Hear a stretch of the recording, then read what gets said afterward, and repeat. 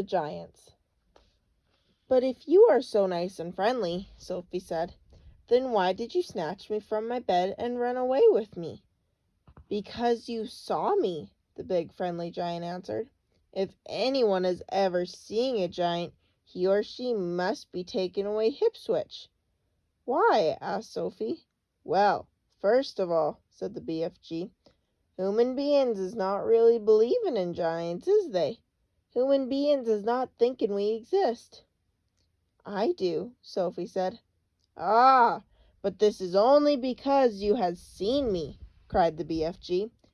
"I cannot possibly allow anyone, even little girls, to be seeing me and staying at home.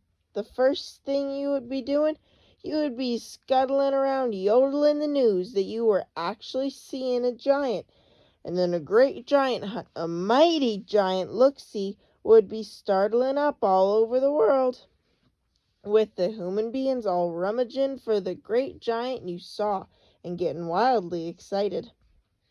People would be coming rushing and bushing after me with goodness knows what, and they would be catching me and locking me into a cage to be stared at. They would be putting me into a zoo, or the bunkum houses with all those squiggling hippomodilglings and the crocodile-dillies." Sophie knew that what the giant said was true. If any person reported actually having seen a giant haunting the streets of a town at night, there would most certainly be a terrific hullabaloo across the world. "I will bet you," the BFG went on, "that you would have been splashing the news all over the wonky world, wouldn't you, if I hadn't wiggled you away?" "I suppose I would," Sophie said. "And that would never do," said the BFG. "So what will happen to me now?" Sophie asked. "If you do go back, you will be telling the world," said the BFG. "Most likely on the telly bunkum box and the radio speaker. So you will just have to be staying here with me for the rest of your life." "Oh no!" Sophie cried. "Oh yes," said the BFG. "But I'm warning you not to ever go whiffling about out of this cave without I is with you, or you will be coming to an ucky monkey end. I is showing you now who is going to eat you up if they is ever catching even one little tiny glimpse of you." The big friendly giant picked Sophie off the table and carried her to the cave entrance. He rolled the huge stone to one side and said, "Peep out over there, little girl, and tell me what you is seeing." Sophie, sitting on the BFG's hand, peeped out of the cave. The sun was up now and shining fiery hot over the great yellow wasteland with its blue rock and dead trees. "Is you seeing them?" the BFG asked.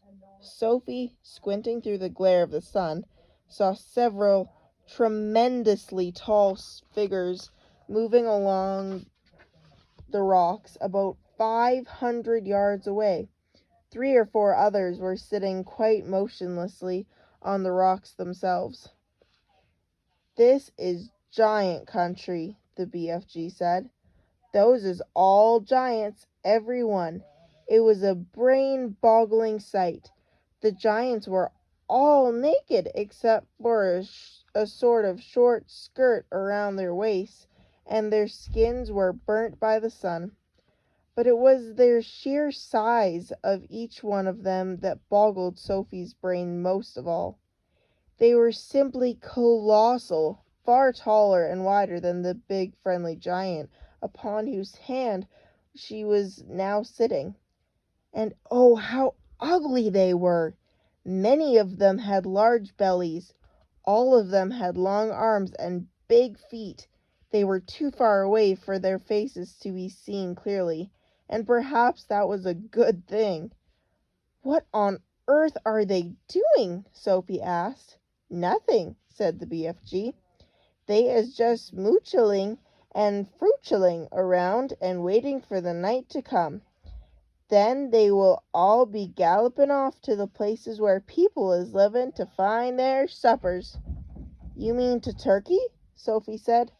Bone-crunching giants will be galloping to Turkey, of course, said the BFG, but the others will be whiffling off to all sorts of flug-away places like Wellington for the booty flavor and Panama for the hatty taste. Every giant is having his own favorite hunting ground. Do they ever go to England? Sophie asked. Often, said the BFG. They say the English is tasting ever so wonderfully of crop scallop. I'm not sure I quite know what that means, Sophie said. Meaning is not important, said the BFG. I cannot be right all the time. Quite often I is left instead of right. Are all those beastly giants over there really going off again tonight to eat people? Sophie asked. All of them is guzzling human beings every night, the BFG answered. All of them excepting me. That is why you will be coming to an mucky endin' if any of them should ever be getting his gogglers upon you. You would be swallowed up like a piece of frumpkin pie, all in one dollop. But eating people is horrible, Sophie cried. It's frightful. Why doesn't someone stop them? And who, please, is going to be stopping them? Asked the BFG. Couldn't you? Said Sophie. Never in a pig's whistle, cried the BFG. All those man-eating giants is enormous and very fierce.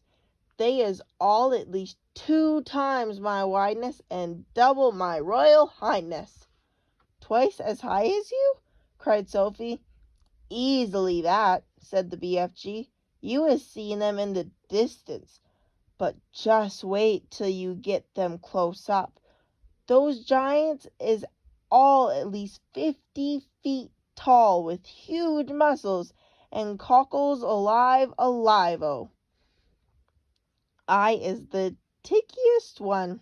I is the runt, 24 feet in puddle nuts in giant country.